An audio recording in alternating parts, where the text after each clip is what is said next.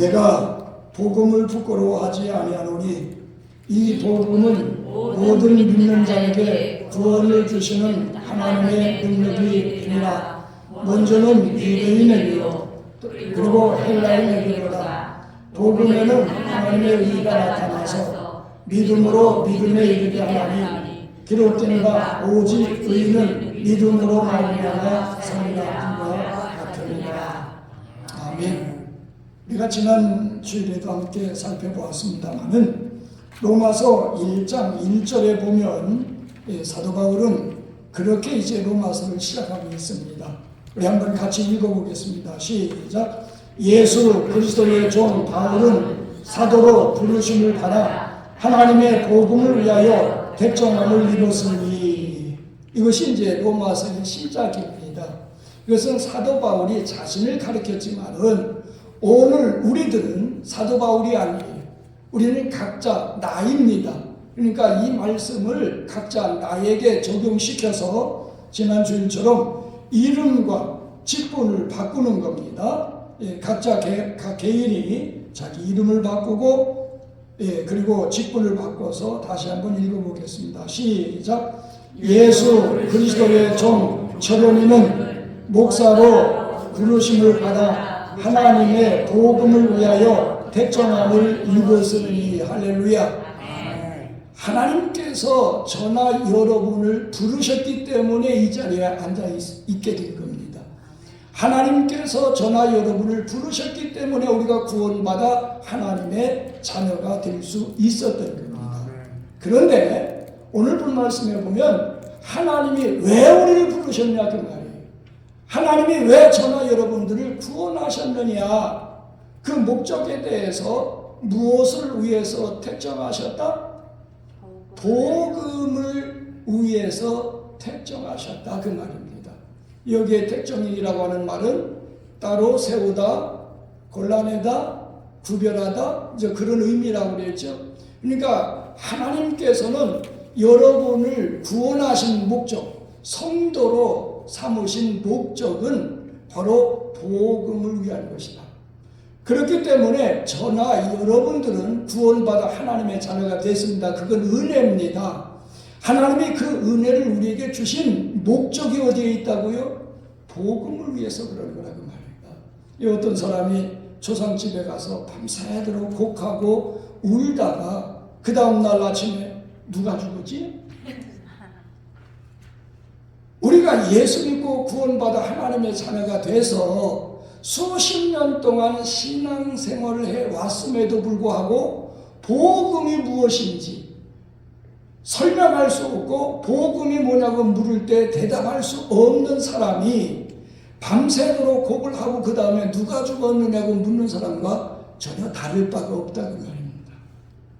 이제 다행히 여러분들은 몇 주에 걸쳐서 복음이 무엇인가를 분명히 알았습니다. 이 복음이 무엇이죠? 로마서 1장 2절에서 4절에 보면 우리 한번 같이 읽어보겠습니다. 시작. 이 복음은 하나님이 선지자들 통하여 그의 아들에 관하여 성경에 미리 약속하신 것이다. 그의 아들에 관하여 말하면 육신으로는 다윗의 혈통에서 나셨고 성결의 영으로는 죽은 자들 가운데서 부활하사 능력으로 하나님의 아들로 선포되셨으니 곧 우리 주 예수 그리스도시니라. 할렐루야. 이것이 복음이에요. 우리가 이 말씀을 좀 분해해 보자면 우리가 끝부분과 그 첫째 부분과 끝부분을 이어서 중간 부분을 생략하고 한번 읽어보십시다. 이 복음은 곧 우리 주 예수 그리스도시니라. 이 복음은 뭐라고요? 우리 주 예수 그리스도시니라. 할렐루야. 그러니까 복음은 다른 게 아니에요. 예수 그리스도가 복음이라고 말입니다. 믿습니까? 그러면 왜 예수 그리스도가 복음이 되어지냐? 여기 보면 이제 하나님이 선지자들을 통해서 그의 아들에 관하여 성경에 미리 약속하신 것이라. 예수님이 복음이 되는 이유는 구약시대의 선지자를 통해서 미리 예언하셨기 때문에. 지난번에 말씀드렸습니다. 창세기 3장 15절이 첫 복음인데 거기에 말씀하신 여인의 후손, 그리고 이사야 7장 14절에 이사야가 예언했던 보라 처녀가 아들을 낳을 것이요, 잉태하여 아들을 낳을 것이요, 여자의 후손이죠. 그 후손이 누굽니까? 처녀 마리아에게서 태어났어요. 그분이 바로 예수님입니다. 그 예수님이 복음이 되는 이유는 오래전에 그 일이 있을 것을 예언해 놓으셨기 때문에, 이 예언에 따라서 오신 분이 예수 그리스도이기 때문에, 그리스도이기 때문에 바로 복음이라고 하는 겁니다. 뿐만 아니라 왜 예수 그리스도가 복음이냐? 바로 육적으로는 다윗의 혈통에서 유대인의 왕으로 태어나셨기 때문에 예수님이 복음이다. 그리고 왜 또 예수님이 복음이냐? 성결의 영으로는, 즉 성령의 능력으로 죽은 자들 가운데서 다시 살아나셔서 하나님의 아들로 입증되어졌기 때문에 예수 그리스도가 복음이라고 하는 겁니다. 그렇다면 예수 그리스도 하면 그분의 생애 가운데 그 내용이 있어요. 즉 복음의 핵심이 있습니다. 이 복음의 핵심이 뭐라고 그랬죠? 복음의 핵심은 바로 예수님의 탄생, 그 다음에 죽음, 그 다음에 부활, 그 다음에 승천, 그 다음에 재림, 이 5가지가 예수 그리스도의 내용이고, 이 예수 그리스도의 내용이 바로 복음의 핵심이라고 하는 겁니다. 근데 이 복음의 핵심 가운데서는 이 믿는 자에게 구원을 주시는 하나님의 뭐가 된다고 그래서요? 능력이 된다고 그래서요. 즉 복음과 함께 성령께서 외적으로 내적으로 역사하셔서 바로 우리를 말씀과 성령으로 거듭나게 하시고 죄를 회개하게 하시고 복음을 믿게 하시고 예수 그리스도를 구주로 영접하게 하시고, 그래서 하나님의 자녀로 의인으로 인쳐주시는 그런 성령의 역사가 복음을 통해서 함께 이루어지기 때문에 우리가 예수 믿고 구원받아 하나님의 자녀가 되는 것입니다. 따라서 이 복음의 열매는 바로 우리를 구원에 이르게 한다. 그래서 바로 복음의 열매는 구원이다. 우리가 지난주일까지 거기까지 살펴본 바 있습니다. 따라서 오늘도 계속해서 이 복음이 무엇인가 라고 하는 제목을 가지고 이어서 우리 함께 살펴보면서 은혜를 나누도록 하겠습니다. 6번째는 이 복음에 나타난 의가 있다고 하는 것입니다. 오늘 본 말씀 17절입니다. 우리 함께 읽어보겠습니다. 시작. 복음에는 하나님의 의가 나타나서 믿음으로 믿음에 이르게 하나니 기록된 바 오직 의는 믿음으로 말미암아 살리라 함과 같으니라. 할렐루야. 여기에 보면 복음에는 뭐가 나타났다고요? 하나님의 의가 나타났다고 하는 겁니다. 여기에 나타났다고 하는 헬라어 아포칼립토는 계시라고 하는 말과 똑같습니다. 이 계시라고 하는 말은 아포칼립시스라고 하는 단어인데 이 의미는 똑같아요. 이게 덮었던 것을 이제 벗겨내다, 어떤 것을 폭로해다, 나타내다, 드러내다, 그러니까 감추었던 것을 열어서 보여주는 것이 계시예요. 그러니까 이 말씀을 이제 원어대로 해석하자면 그렇습니다. 복음에는 하나님의 의가 믿음에서 믿음에 이르기까지 계시되어 있다. 이것은 오직 의는 믿음으로 말미암아 살리람과 같다라고 하는 것이 이제 원어적인 의미입니다. 근데 여기에 보면 오늘 함께 살펴보려고 하는 것은 복음에는 하나님의 의가 계시되어 있다고 하는 겁니다. 근데 이 복음에 계시된 하나님의 의에는 3가지가 있습니다. 그 3가지가 뭐냐면 하나님은 삼위일체 하나님이십니다. 예, 성부 하나님, 성자 예수님, 그리고 성령 하나님. 이 각각 삼위를 가지고 있지만은 한 분의 하나님이셔요. 하나님이 그렇다고 3분이 아니에요. 위는 각각 다르지만은 이 한 분이시다. 이러한 사실은 우리가 이 세상에는 이 삼위일체되는 존재가 없어요. 그래서 우리가 이 말씀을 이해하기는 어렵지만은, 예를 든다면 물이라고 하는 것은 우리가 이제 기호로 하면 H2O죠. 이 물은 물로 있을 때는 액체입니다. 그렇죠? 이것을 얼리면 고체가 되죠. 딱딱한 고체가 되어지죠. 얼음을 끓이면 어떻게 돼요? 기체인 수증기가 나타나게 되죠. 마찬가지입니다. 하나님은 한 분이시지만은 구약시대는 말씀으로 성부 하나님께서 역사하셨고, 그 말씀이 육신이 되어 이 땅에 오셨어요. 33년의 생애 가운데 성자 하나님이 이 땅에 오셨고, 예수님이 승천하시고 열흘 만에 성령께서 이 땅에 강림하셨어요. 그래서 하나님은 한 분이시지만은 시대적으로 이렇게 역사하는 것이 다를 수가 있다고 하는 겁니다. 따라서 이 성부 하나님의 의는 공의예요. 이 공의라고 하는 것은 어떤 면에서 죄를 졌으면 심판하셔서 반드시 죽여야만 하는 것이 공의입니다. 그래서 하나님의 공의는 저나 여러분이 십자가에 못 박혀 죽어야 될 텐데, 저나 여러분을 십자가에 못 박아 죽일 수가 없어서 하나님 자신이 육신을 입고 이 땅에 오셔서, 그분이 예수 그리스도죠. 예수님께서 저나 여러분을 대신해서 십자가에 못 박혀 죽으셨어요. 그러니까 성부 하나님의 의는 공의다.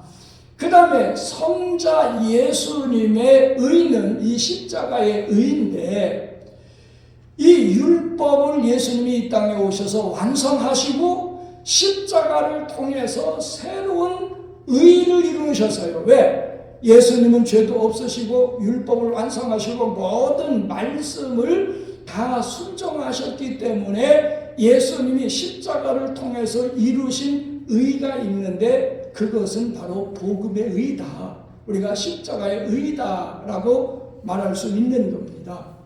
그 다음에 성령의 의는 바로 칭의라고 하는데, 바로 예수님이 이루신 이 복음의 의, 십자가의 의를 우리 예수님을 구주와 주로 영접할 때 이 의가 우리에게 주어져요. 그것을 전가라고 합니다. 복음의 의, 예수 그리스도의 의, 십자가의 의가 우리에게 주어지기 때문에 우리는 뭐가 되어져요? 하나님이 우리를 의롭다고 여기시는 겁니다. 한 예를 들어 봅시다. 여기 하나의 홈리스가 있어요. 예, 그 길거리에서 자고 그저 몇 푼 던져주는 거 가지고 저 햄버거나 사 먹고 그렇게 이제 이 생활하는 그 홈리스가 있는데, 어떤 사람이 지나가다가 이제 복권 한 장을 줬어요. 근데 그 복권이 70밀리언 이게 당첨이 된 거예요. 그래서 가서 이제 수표로 바꿔서 이 주머니에 넣고 있는 겁니다. 근데 그 사람은 여전히 홈리스 생활을 해요. 길거리에서 자고, 이 추운 겨울날 자고, 빵 얻어먹고 사먹고 옷도 다 떨어진 옷을 입고 전과 똑같이 생활하고 있어요. 그러면 그 사람 부자입니까? 홈리스입니까? 홈리스에 70밀리언짜리 수표가 있는데 부자 아니라고요?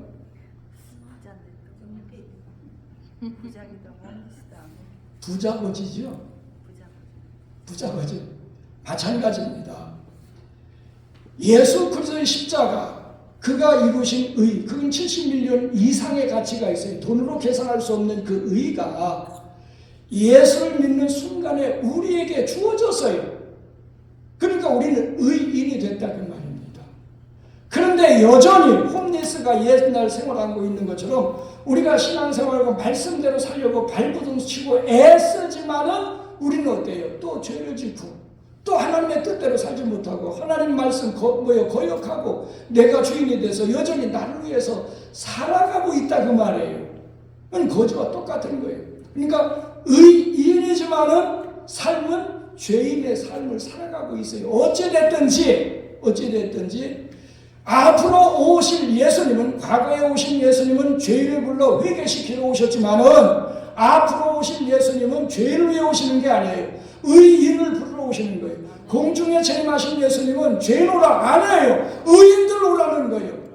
그 의인은 어떻게 돼? 우리가 예수 믿고 구원 받을 때 바로 예수님이 이루신 십자가의 의가 우리에게 주어지는데 그 의를 가지고 있는 사람만이 공중에 들림받아서 주님을 맞이할 수 있다 그 말입니다. 그래서 여기에 보면 로마 3장 23절 한번 읽어보겠습니다. 시작. 그러므로 율법의 행위로 그의 앞에 의롭다 하심을 얻을 육체가 없나니 율법으로는 죄를 깨달음이나. 갈라디아서 5장 4절. 율법 안에서 의롭다 함을 얻으려 하는 너희는 그리스도에게서 끊어지고 율법에서 떨어진 자로다. 할렐루야. 이 말씀의 의미는 뭐냐면 바로 우리가 아담 한 사람의 범죄로 모든 사람이 다 죄인이 됐어요. 그렇기 때문에 우리가 죽어 심판받고 지금 멸망에 갈 수밖에 없는데 예수 그리스도를 믿음으로 말미암아 그 의가 우리에게 주어진다. 그러니까 우리의 사람의 힘이라든지 노력이라든지 어떤 대가를 주고서는 의롭다함을 얻을 수 없어요. 그건 하나님의 공의 앞에서 그렇습니다. 하나님의 공의 앞에서는 그 어떤 행위나 어떤 노력이나 어떤 대가를 주고서도 우리는 의롭다함을 받을 수 없습니다. 왜냐하면 아담이 선악과를 따먹은 그 원죄가 모든 사람에게 전가되었기 때문에 다 죄인인 거예요. 그 죄는 용서받을 수가 없는 겁니다. 그런데 예수님께서 십자가에서 주신 그 새 의가 예수를 믿는 순간에 우리의 모든 죄는 용서되고 예수님의 십자가의 의가 우리에게 주어지기 때문에 바로 우리는 하나님이 우리를 의롭다고 여기시는 겁니다. 그래서 우리 로마서 5장 18절에 보면 로마서 5장 18절 같이 한번 읽어보겠습니다. 시작. 그런즉 한 범죄로 많은 사람이 정죄에 이른 것 같이 한 의로운 행위로 말미암아 많은 사람이 의롭다 하심을 받아 생명에 이르렀느니라. 할렐루야. 아담 한 사람의 범죄로 모든 사람이 죄인이 된 것 같이 예수 그리스도 한 사람의 의로운 행위로 말미암아 모든 사람이 어떻게 돼요? 바로 의롭다함을 얻는다. 그래서 생명에 이르게 됐다. 할렐루야. 이것이 예수 그리스도의 십자가 사건이에요. 그래서 로마서 3장 24절 한번 읽어보시겠습니다. 시작. 그리스도 예수 안에 있는 속량으로 말미암아 하나님의 은혜로 값없이 의롭다 하심을 얻은 자 되었느니라. 할렐루야. 바로 예수 그리스도의 십자가로 말미암아 우리가 의롭다함을 얻었다. 예수님이 십자가에서 이루신 그 십자가의 의, 복음의 의가 우리에게 주어졌기 때문에 이제 우리는 의인이 되었다. 그러면 의인이 된 우리는 어떻게 해야 돼요? 로마서 5장 1절에 보면 같이 읽어봅니다. 시작. 그러므로 우리가 믿음으로 의롭다 하심을 받았으니 이제 우리 주 예수 그리스도로 말미암아 하나님과 화평을 누리자. 할렐루야. 이제 의인이 됐기 때문에 하나님을 우리는 아버지라 부를 수가 있는 거예요. 그러면 신앙생활은 뭐냐? 아버지라 부르는 그 관계가 더욱더 돈득해져야 돼. 더욱더 가까워져야 돼. 더욱더 긴밀해져야 된다 그 말이에요. 아버지의 사랑을 우리는 더 듬뿍 받아야 되고 아버지의 사랑을 듬뿍 받으면서 우리는 아버지한테 효도해야 돼요. 그게 신앙생활인 것입니다. 그 다음에 7번째로 이 복음의 역할에 대해서 우리가 한번 살펴보도록 하겠습니다. 우리 17절 말씀 다시 한번 읽어봅니다. 시작. 복음에는 하나님의 의가 나타나서 믿음으로 믿음에 이르게 하나니 기록된 바 오직 의는 믿음으로 말미암아 살리라는 것 같으니라. 할렐루야.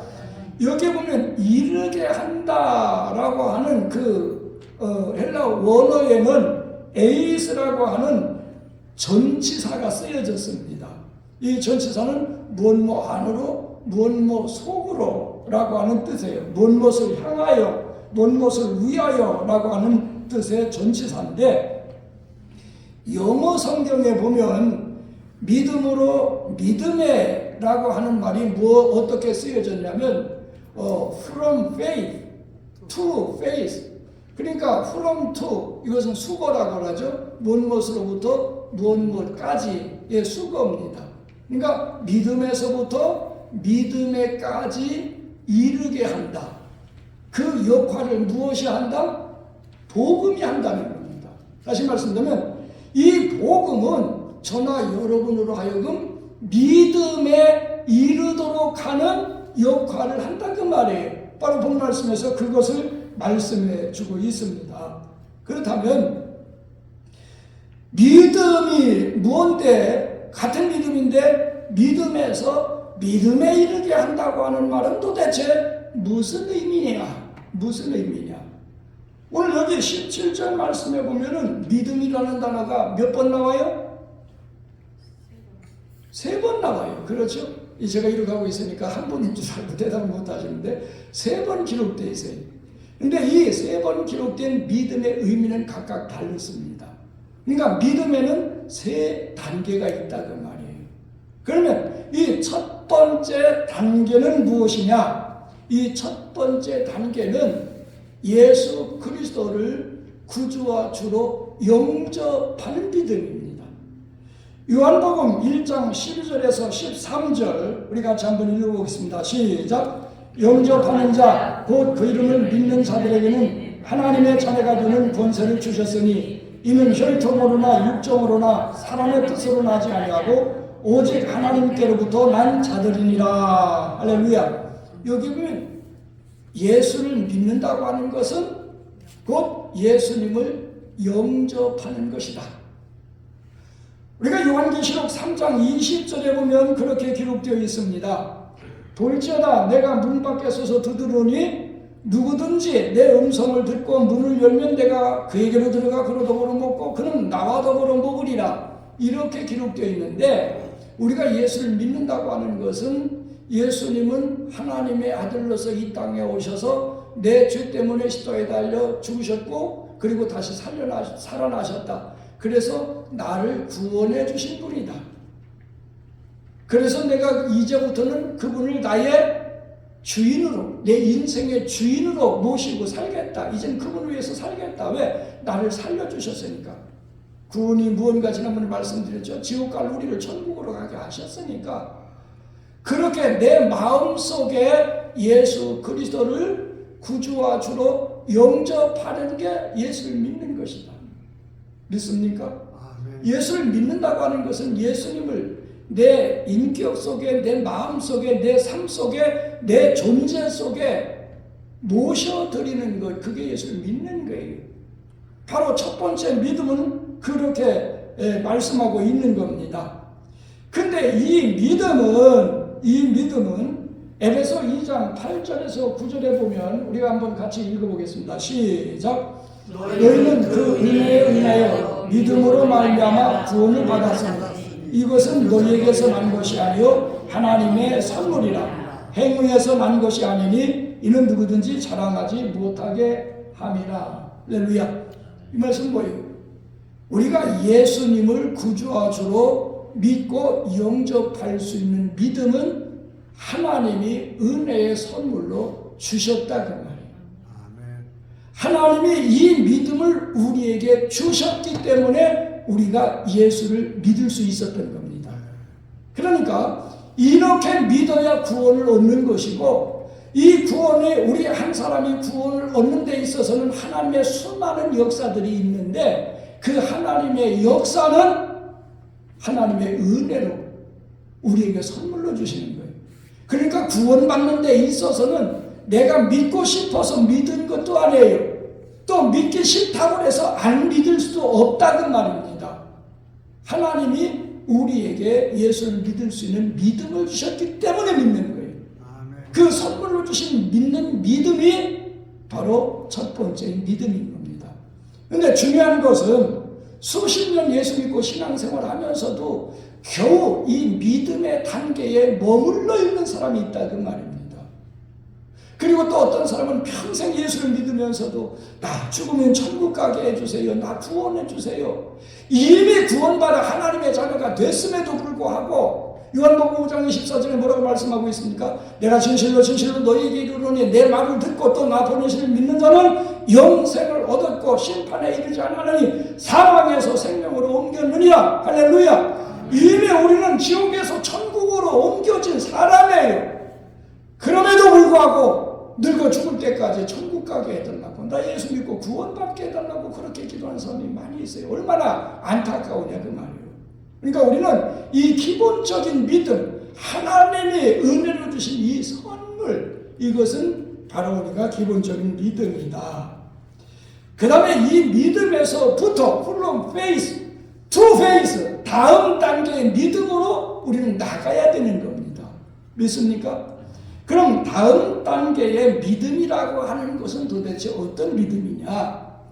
우리가 구원에 대해서 공부했습니다. 구원이라고 하는 것은 하나님과의 관계 회복입니다. 믿습니까?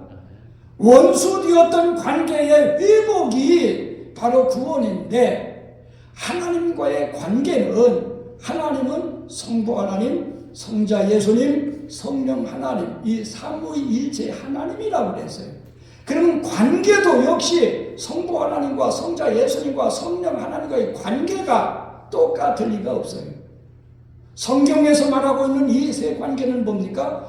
성부 하나님과의 관계는, 하나님은 아버지가 되시고 나는 그의 자녀가 된다 그 말입니다. 영접하는 자, 곧 그 이름을 믿는 자들에게는 하나님의 자녀가 되는 권세를 주셨다. 할렐루야. 그러니까 성부 하나님과의 관계는, 성부 하나님은 나의 아버지시오. 그렇기 때문에 사도 바울은 그 아버지를 아빠, 아버지라 부르짖는다 그 말이에요. 성령에 의해서 성부 하나님과는 아버지와 아들의 관계고, 그 다음에 성자 예수님과 우리의 관계는 어떤 관계예요?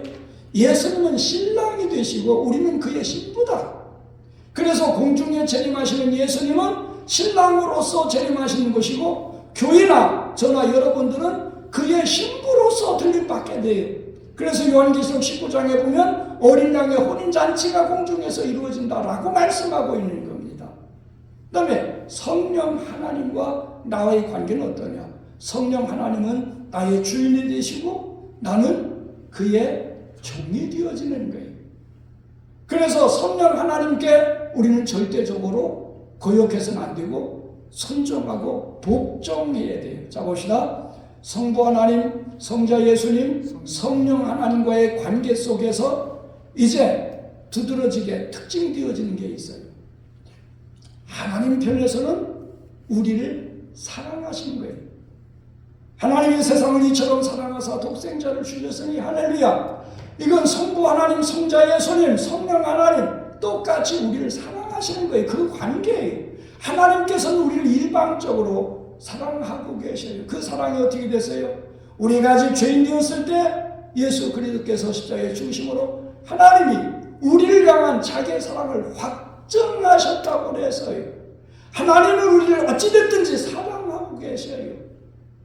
그렇다면 우리는, 아들은 아버지에게 어떻게 돼요? 순종해야죠. 아내는, 신부는 신랑에게 역시 순종해야 되죠. 이게 성경적이에요. 오늘날 또 이렇게 말씀드리면 여자분들은, 우리는 신랑이, 신부이기 때문에 다 마찬가지예요. 남자나 여자나 그리스도인들은 우리 신랑에게 순종해야죠. 또 주종관계 역시 마찬가지입니다. 그러니까 두 번째 단계는 하나님과의 그 관계 회복인데, 그 관계를 유지하는, 긴밀한 관계를 유지하는 믿음이에요. 그 유지는 무엇을 통해서? 순종을 통해서.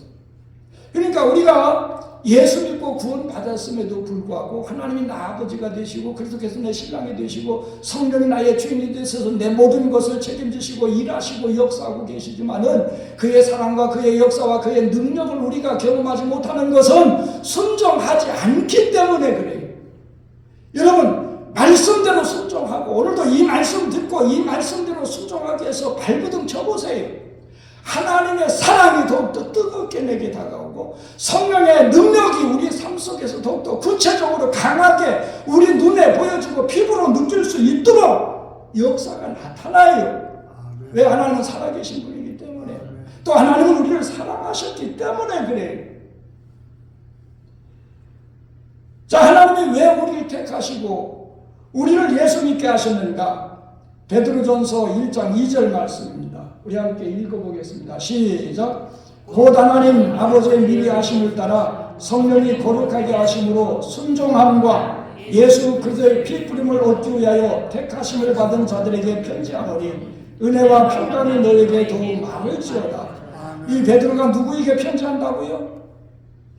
하나님이 택하신 사람인데 무엇을 위해 택하셨느냐? 첫째는 성령이 거룩하게 하셔요. 아까 말씀드렸죠. 우리를 의롭다 하시고, 의롭다 한 우리로 하여금 무엇하기 위해서? 순종하는 사람으로 만드시기 위해서 하나님이 우리를 택하셨다고 말입니다. 우리를 구원하셨다고 말입니다. 따라서 두 번째 믿음은 순종이다. 다시 따라서 해봅시다. 순종이 믿음이다. 순종이 믿음이다. 그러니까 그 사람은 믿음이 있냐 없냐, 그것은요 아무리 믿음이 좋은 것처럼 보여지지만은 하나님 말씀대로 순종하지 않으면 그건 믿음이 아니에요. 행함이 없는 믿음은 그 자체가 죽었다고 말씀하고 있어요. 그러니까 우리가 순종하는 믿음이다. 그 다음에 오직 의인은 믿음으로 말미암아 살리라 라고 말씀하고 있는데 영어 성경에 보면 by faith라고 되어 있습니다. 그러니까 이 말은 우리의 모든 삶 속에서 무엇에 의해서 살아야 되느냐? 이제는 믿음 가지고 믿음에 의해서, 그러니까 믿음이 우리의 삶의 자본이 되어야 된다. 우리의 삶의 원동력이 되어져야 된다. 우리가 이 말씀을 사도 바울은 갈라디아서 2장 20절에서 잘 말씀해 주고 있어요. 갈라디아서 2장 20절 같이 한번 읽어보겠습니다. 시작. 내가 그리스도와 함께 십자가에 못 박혀나니 그런즉 이제는 내가 사는 것이 아니요 오직 내 안에 그리스도께서 사시는 것이라. 이제 내가 육체 가운데 사는 것은 나를 사랑하사 나를 위하여 자기 자신을 보내신 하나님의 아들을 믿는 믿음 안에서 사는 것이라. 할렐루야. 이 말씀의 의미는 뭡니까? 이 말씀의 의미는 우리가 누가복음 7장에 보면 예수님께서 시몬 바리새인의 집에 식사 초대를 받아 가셨습니다. 그때 그 동네 여인 하나가 예수님께 와서 예수님 머리에 향유를 붓고 그리고 발에 눈물로 발을 적시고 머리털로 그 발을 씻으면서 발에다 입 맞추기를 그치지 않았어요. 그것을 지켜본 시몬이 뭐라고 생각했느냐? 저 여자가 동네 죄인으로 소문났는데 만약에 예수님이 선지자, 예수님이 메시아라면, 즉 하나님의 아들이라면 저희 여인이 누군 줄 알았을 텐데 예수님은 그 생각을 아셨어요. 그리고 말씀합니다. 야 시몬아, 내가 얘기 하나 해줄게. 어떤 사람에게 빚지는 사람이 있는데, 즉 어떤 사람이 사채를 얻었는데 어떤 사람은 500데나리온을 빚을 졌고 어떤 사람은 50데나리온을 빚을 졌다. 이 둘 다 갚을 능력이 없어서 이 사람이 불쌍해서 둘 다 탕감해졌다. 그렇다면 이 둘 중에 어떤 사람이 더 고마워하겠냐? 어떤 사람이 빚을 탕감해 준 사람한테 더 사랑하고 섬기겠느냐? 그러니까 뭐라고 대답하겠어요? 많이 탕감받은 사람이 더 고마워했겠죠. 마찬가지다. 저 여인도 네가 생각하는 것처럼 죄인이 맞다. 나 그 죄가 용서되어지고 그 많은 죄 때문에 더욱더 하나님을 사랑하고, 자 봐라, 너는 내 집에, 내가 너한테 초대를 받아 내 집에 왔을 때 너는 내게 발 씻을 물도 주지 않았다. 그리고 머리에 감람류도 붙여냈지만 저희는 향유를 부었다. 너는 나를 허구도 안 했지만 저희는 내 발에 입 맞추기를 그치지 않았다. 그건 그의 사랑함이 많음이다. 이 말씀의 의미는 뭐냐 하면, 여러분들 계속 말씀드렸습니다. 우리 인간은 죄를 졌고 죽어서 심판받고 영원한 지옥 멸망에 처해질 수밖에 없는 운명이에요.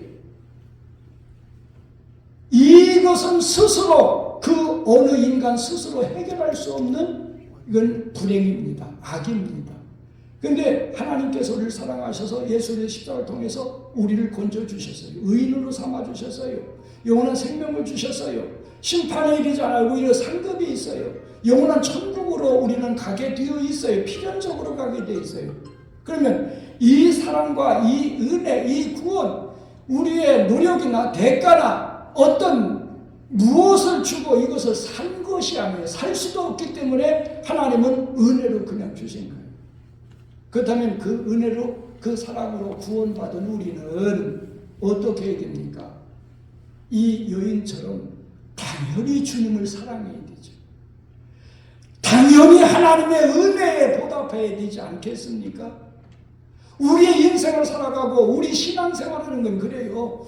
여러분들이 교회 생활하고 예수 믿고 구원받은 사건이 있고 그 확신이 있다면, 여러분의 성령을 받은 분명한 사실이 있다면, 여러분의 삶은, 여러분의 그 존재는 어떻게 바뀌어져야 돼요? 이 여인처럼, 사도 바울처럼 나는 그리스도와 함께 십자가에 못 박았다. 그러니까 우리 예수 믿는 것은 예수님과 함께 죽는 거예요. 왜? 내 죄와 부패성, 내 옛사람 주님과 함께 죽고 이제는 예수 안에서 새 생명으로, 새 사람으로 하나님의 자녀로 태어났어요.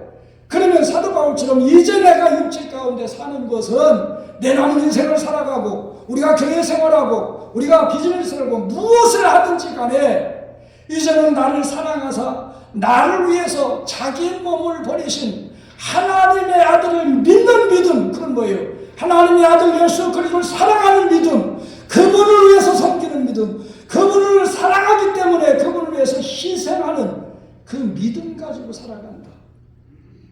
그것이 믿음이에요. 그것이 신앙생활이에요.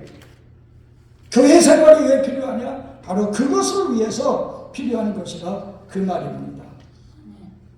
그래서 로마서 14장 8절에 보면 사도 바울은 그렇게 고백하고 있습니다. 한번 같이 읽어보겠습니다. 시작. 우리가 살아도 주를 위하여 살고 죽어도 주를 위하여 죽나니 그러므로 사나 죽으나 우리가 주의 것이로다.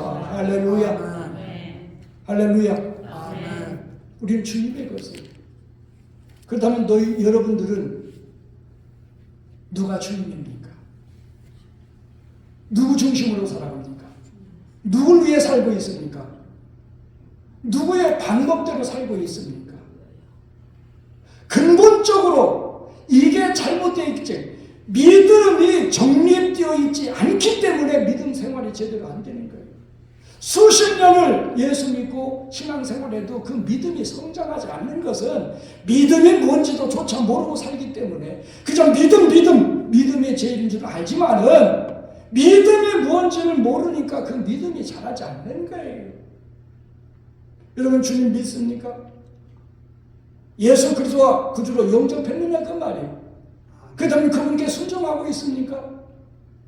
그 다음에 그분을 위해 살고 있느냐 그 말이에요. 그게 세 번째 단계의 믿음입니다. 이제부터 이 말씀을 통해서 여러분의 신앙이 바뀌기를 주님의 이름으로 축원드립니다. 여러분의 삶의 초점이 달라지기를 바랍니다. 여러분의 삶의 모습이 달라지기를 바랍니다. 다 마땅히 달라져야 돼요. 달라졌어도 여러분들이 예수 믿는 순간에 달라졌어야 된다 그 말입니다. 그 다음에 마지막 8번째로 복음에 대한 사명에 대해서 우리가 함께 살펴보도록 하겠습니다. 로마서 오늘 본 말씀 16절입니다. 한번 같이 읽어보겠습니다. 시작. 내가 복음을 부끄러워하지 아니하노니 이 복음은 모든 믿는 자에게 구원을 주신 하나님의 능력이 됩니다. 먼저는 유대인에게요 그리고 헬라인에게로다.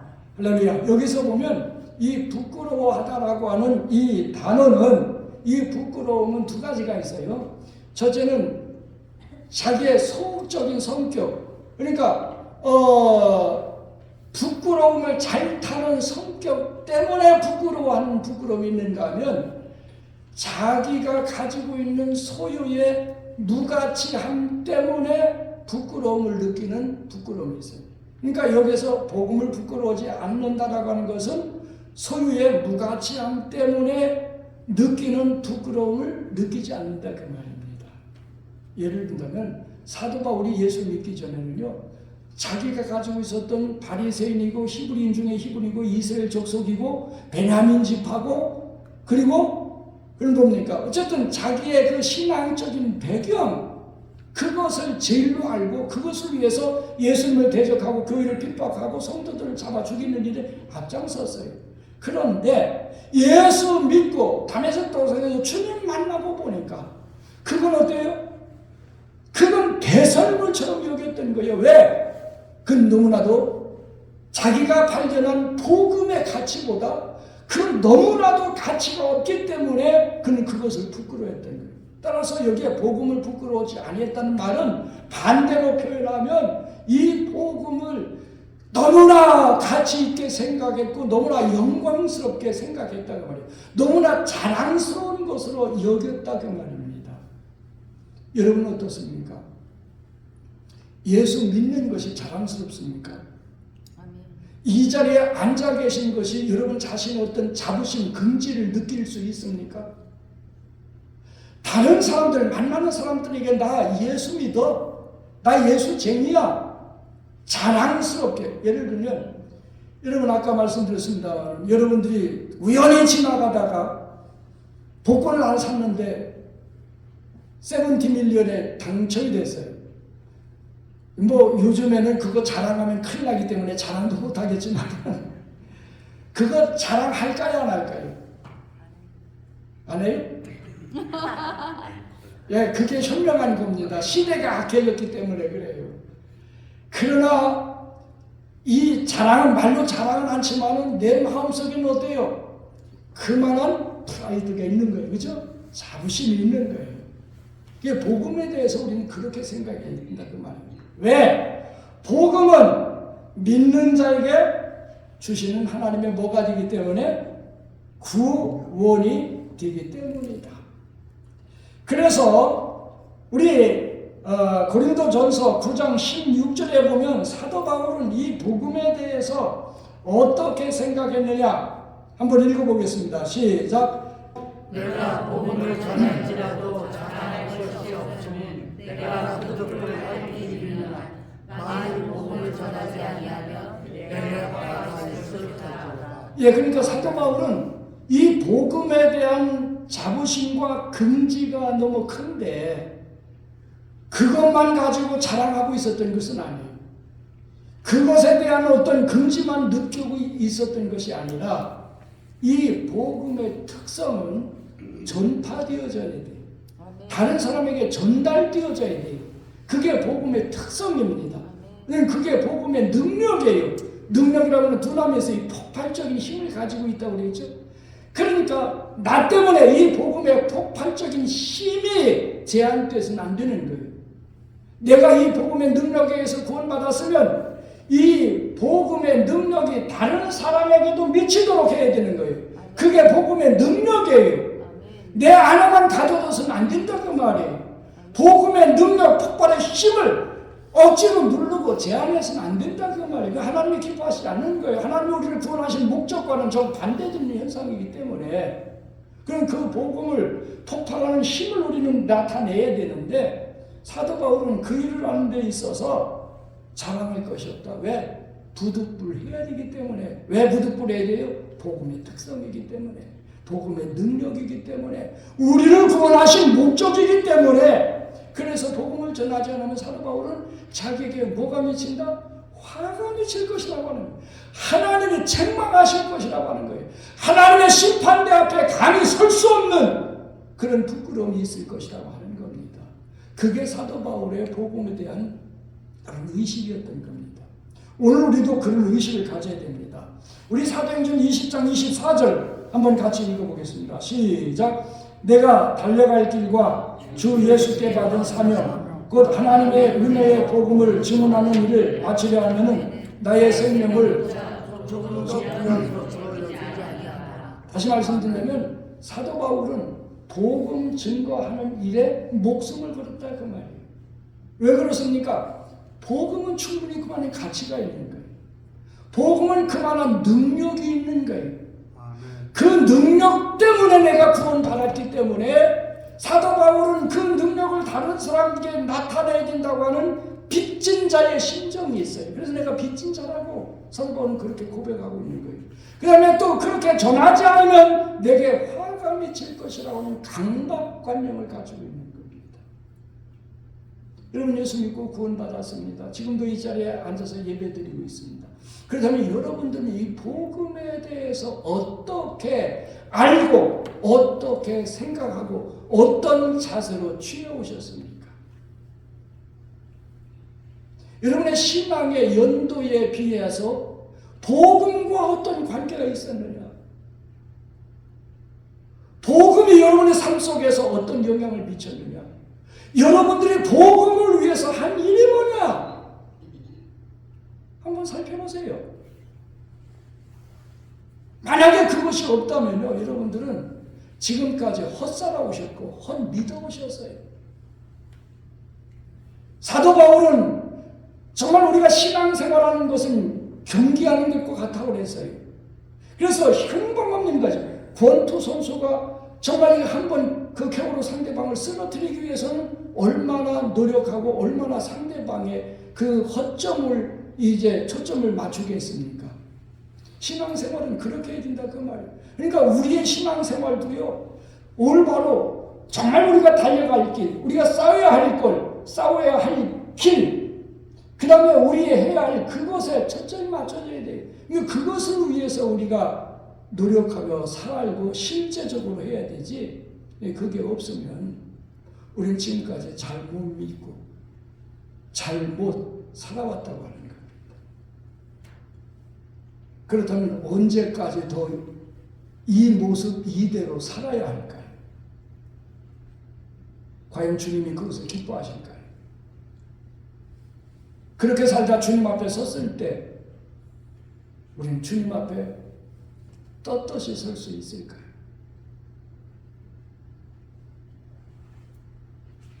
우리는 믿음이 뭔가를 다시 한번 살펴봤습니다.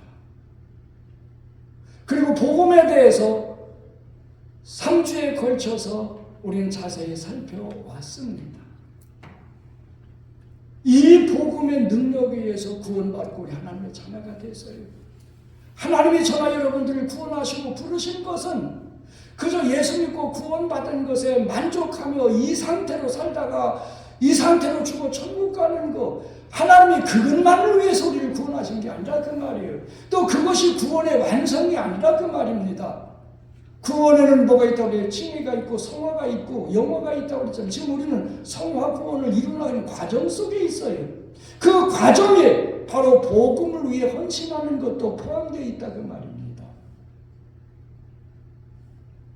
복음에 의해서 구원받은 우리, 복음의 사람으로 부르셨어요. 택정함을 입게 하셨어요.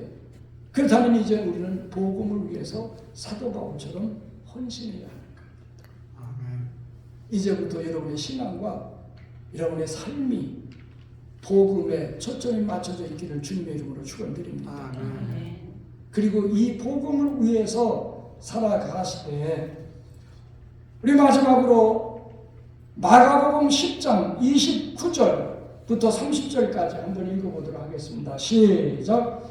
내가 진실로 너에게 이르노니 나와 복음을 위하여 집이나 형제나 자매나 어머니나 아버지나 자식이나 전토를 벌인 자는 현세에 있어 집과 형제와 자매와 어머니와 자식과 전토를 100배나 받되 박해를 겸하여 받고 내세에 영생을 받지 못할 자가 없느니라. 할렐루야. 여기 보면 복음을 위해서 우리가 희생해야 될 것이 있어요. 복음을 위해서 희생할 것을 희생하지 못하면 절대적으로 복음을 위해 헌신할 수가 없어요. 그런데 이 희생하는 것은 결코 쉽지가 않습니다. 여기에 열거든 것은 뭡니까? 집과 형제, 자매, 어머니, 아버지, 자식, 전토. 이건 결코 희생할 수 없는 이 세상 인생을 살아가는 데 있어서 없어서는 안 될 것이기 때문에, 그렇다고 이 말씀의 의미는 이것 다 팔아 없애고 복음만 전해야 된다, 그 말씀은 아니에요. 우리가 그렇게 오해해서는 안 되는 겁니다. 이 말씀은 우리가 복음을 위해 살 때 희생해야 될 것이에요. 내 자신의 생각, 내 자신의 계획, 내 자신의 어떤 일들, 나에게 속한 것들, 그거 포기하지 않고 그거 희생하지 않으면 우리는 복음을 위해 살 수 없다고 하는 겁니다. 그렇기 때문에 그것들 잘라버리고 희생할 때는 힘들기 때문에 무엇을 경험해서 받아요? 박해를 받는 것과 같은 힘든 아픈 뼈저린 그런 고통도 있을 수 있어요. 하지만 그렇게 해야만 뭐가 있다? 내세의 영생을 받지 못할 자가 없다. 반대로 말하면 그렇게 하지 않으면 영생을 받지 못한다고 하는 말씀도 돼요. 따라서 이제부터 이 복음을 위해 살아가는 여러분들 되어지길 주님의 이름으로 축원드립니다. 기도드리겠습니다.